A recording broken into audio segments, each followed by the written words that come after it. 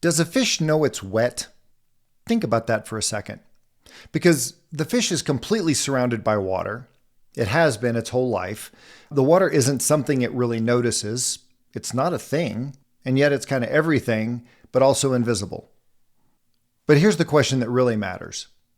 What if you're the fish?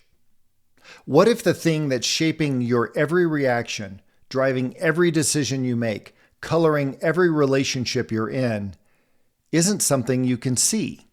It's not because you're not smart enough, not because you haven't done the work, but because you're in it. You've always been in it.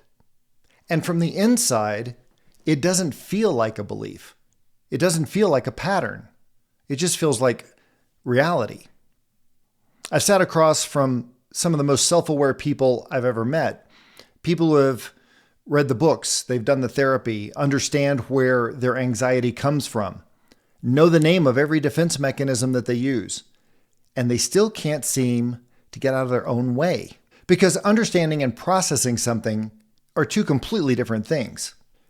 So in today's episode, it's about the difference. It's about a therapy called EMDR, Eye Movement Desensitization and Reprocessing. And it reaches places insight cannot. And it's about why the water you've been swimming in your whole life doesn't have to stay invisible. I'm Jim Cunningham. I'm a licensed professional counselor, and this is The Unscripted Mind. So before we go any further, I need to talk about trauma. EMDR is a trauma-based therapy. And I think most people have the wrong definition of trauma, and I think that makes a big difference in this discussion. When people hear trauma, they think car accident, combat, assault, big, undeniable, life-altering events that obviously leave a mark on people. It's what a lot of people call the big T traumas. And yes, those do qualify, absolutely. But trauma is also the look of disappointment I got when I was a kid, maybe from a parent, from a coach, something I was never able really to explain, but something I've been carrying for a very long time because for some reason that day, the thing just stuck.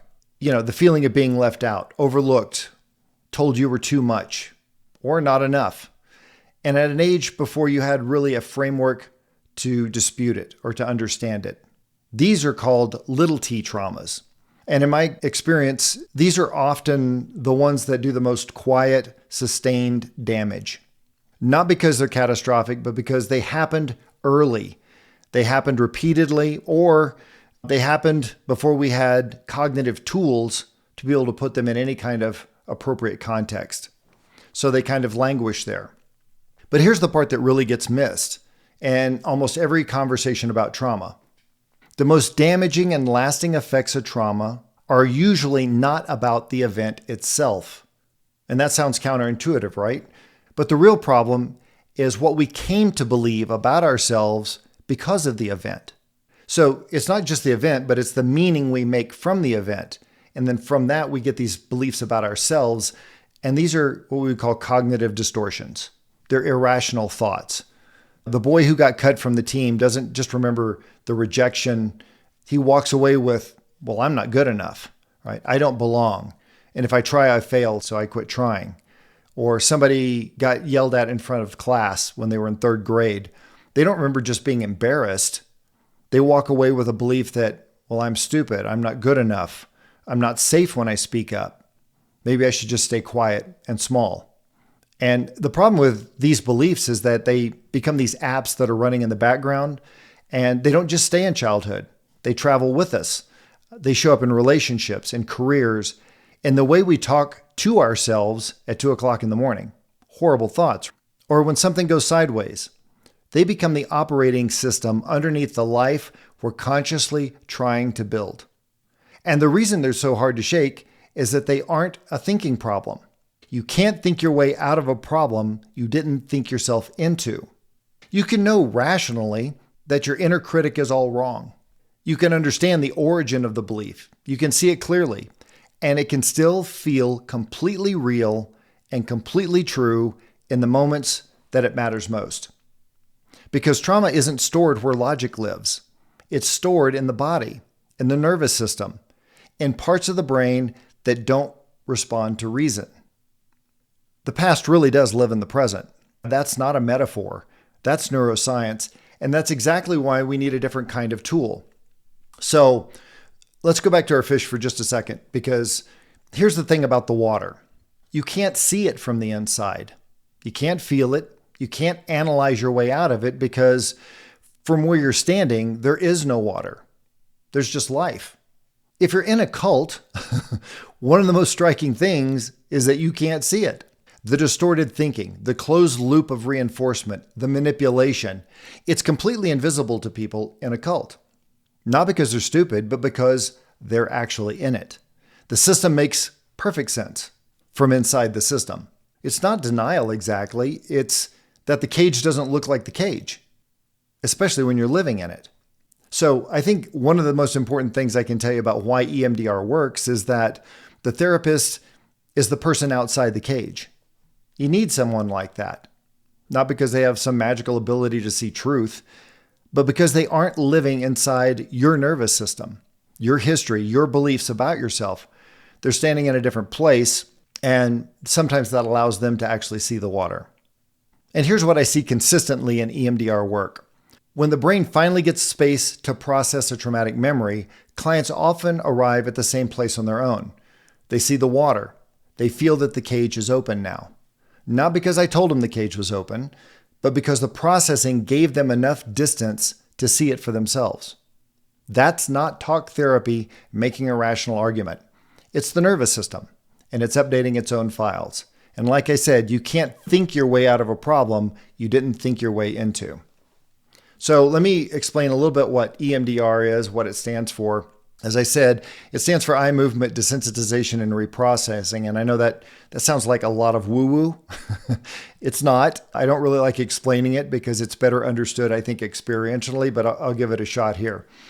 It started in the late 1980s, early 1990s. Dr. Francine Shapiro was the founder, and she noticed a connection between side-to-side eye movements and the way distressing memories seem to lose their power.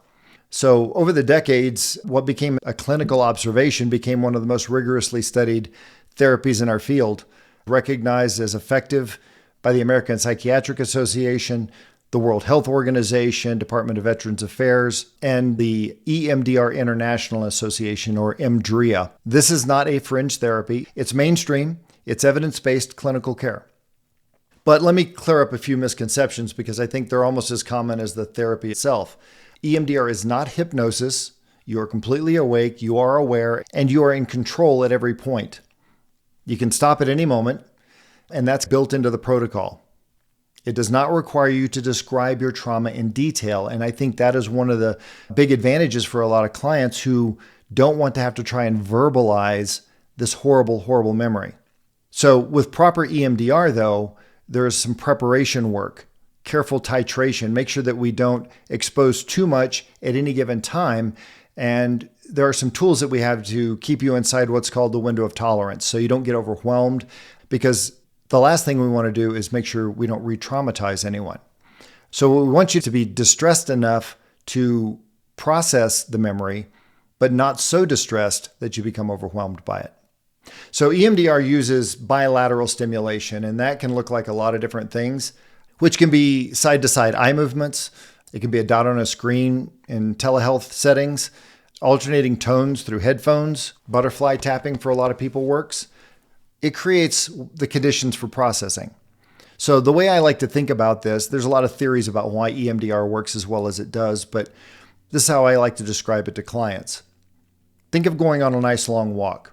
And by 1.5 miles or so, you find that you feel a little better. You start to think a little more clearly, and you're able to process through ideas, especially if you're not listening to music, you're just walking. And that bilateral movement tends to make us feel better, feel more calm, self-regulate, but it also, as it turns out, facilitates processing.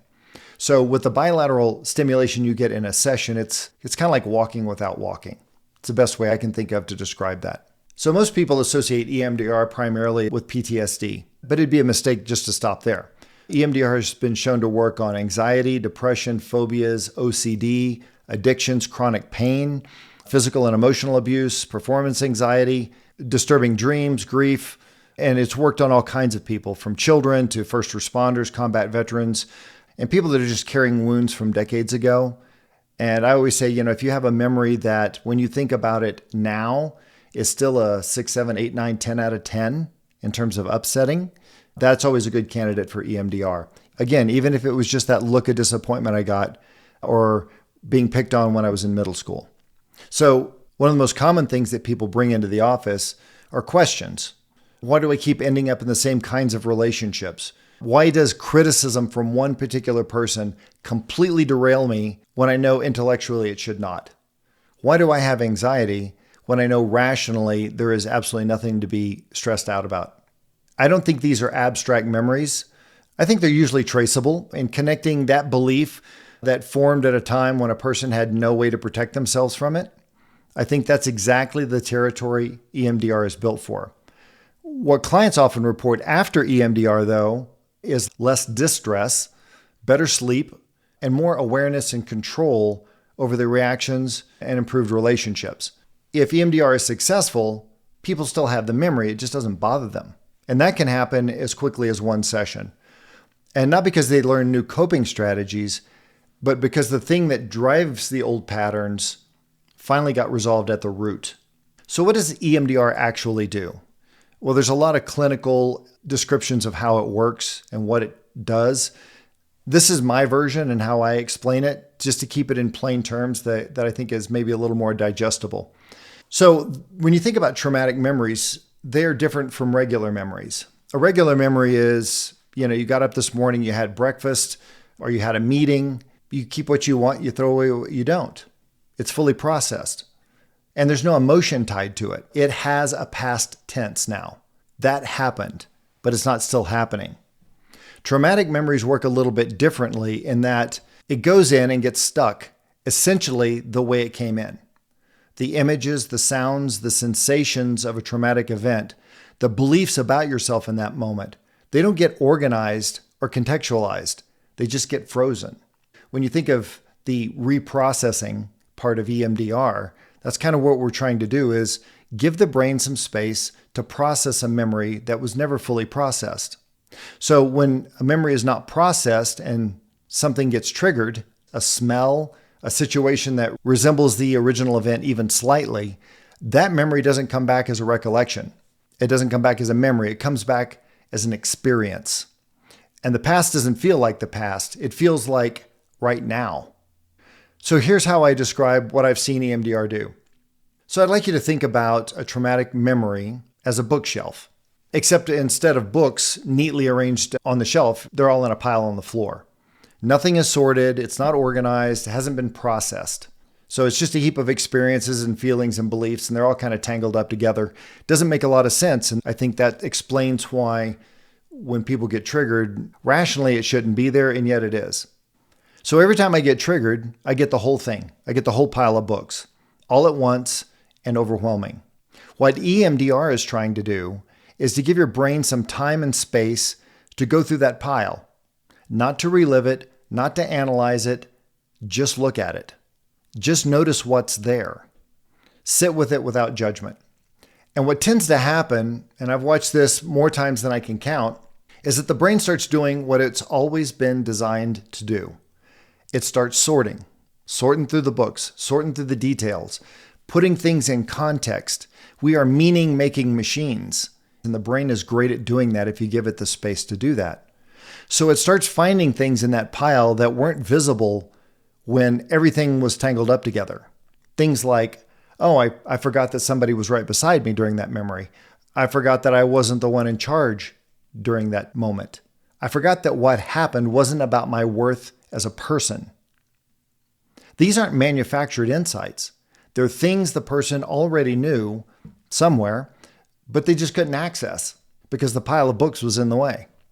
And so as people start processing through this and looking at the pile, the next thing that starts to happen is they start to zoom out. It's about the details, because one of the first questions you ask when you do EMDR is, when you think about that traumatic moment and you play it through as a movie in your mind and you pause it at the worst part, what are you looking at? And most people remember a face, an image, something. As they process through this, the perspective starts to change. Again, they start to zoom out. The view starts to pull back. And so an analogy I use is if you imagine being on a mountain and you look across the valley with some binoculars and you see a goat over there. He fills the whole frame. But as you start to zoom back out, the goat just kind of disappears and kind of blends into the mountainside. You don't really see it. You see it in context all of a sudden. And I think that's what happens with EMDR. That memory doesn't disappear, but it stops filling the whole frame.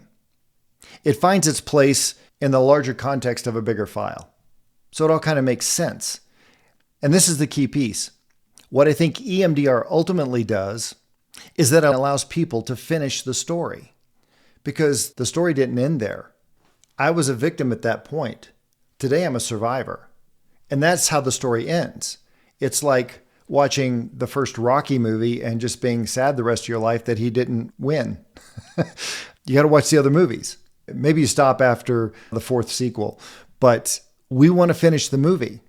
Most traumatic memories, when people first describe them, feel very present tense. Not that it happened 15 years ago, but that it's happening now. And the brain's still processing that as an open loop.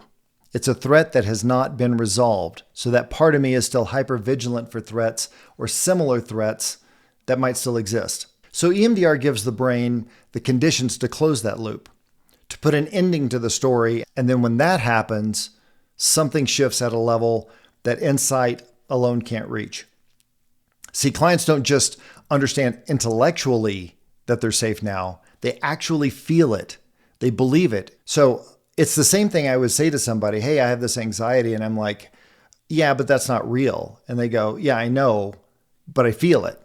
With EMDR, a lot of times they come to the very same conclusion, except they actually believe it 100%.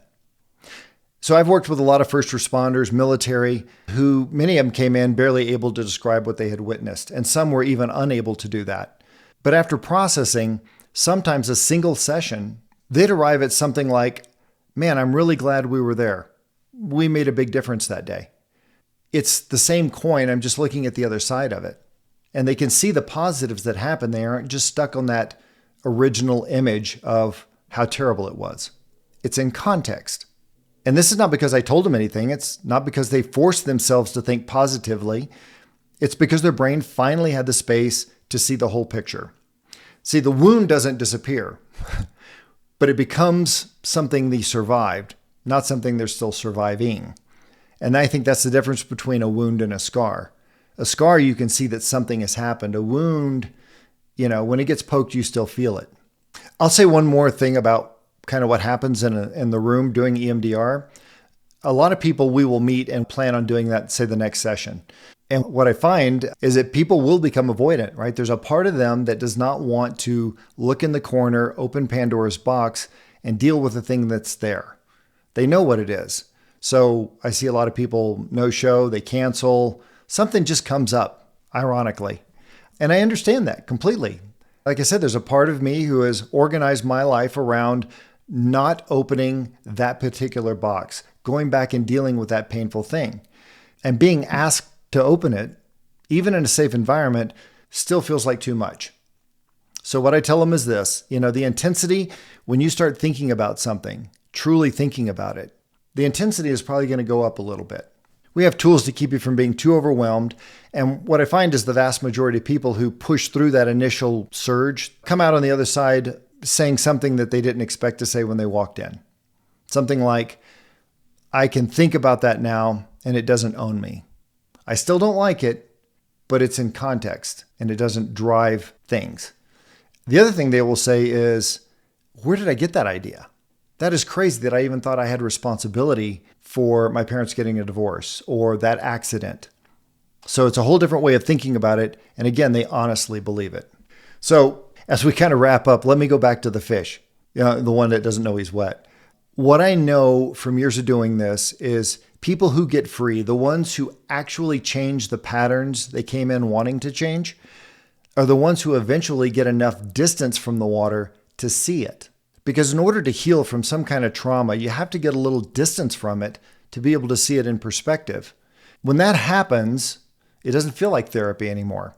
It feels like finally being able to breathe again. It's a relief.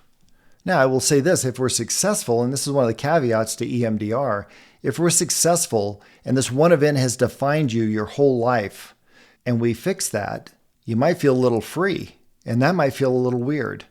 Kind of like the indoor cat getting out. It's just a big world out there, and it feels a little different, so it might take some time to adjust to that, but it's a good adjustment. And that's what I want for everybody who walks through my door. More room, more choices, more of themselves available when they want it. If any of this has resonated with any of you, if you've heard something that I described today, I encourage you to find an EMDR trained clinician and maybe have a conversation. EMDRIA maintains a directory at emdria.org. I put that on the screen, where you can search by specialty, by location. You don't have to figure it out before you make a call either. You just have to make the call. And again, I think this work is better understood experientially, but it's also good to be able to find somebody that you feel like you can trust and might have good chemistry with. And if you don't, that's okay. There's a lot of other therapists out there that might be a good fit. So that's what we do. And that's what EMDR looks like. If you found this episode helpful, share it with somebody who might need to hear it. There's a lot of people carrying a lot of stuff around and maybe don't even know that these kind of resources are available or that this kind of treatment is possible and how effective it actually is. Feel free to subscribe, follow us, leave a review. It helps more people find the information that might help them. And finally, remember, life doesn't come with a script, so embrace the unexpected, cherish the unplanned, stay curious, and most of all, have an amazing day. We'll see you next time on The Unscripted Mind.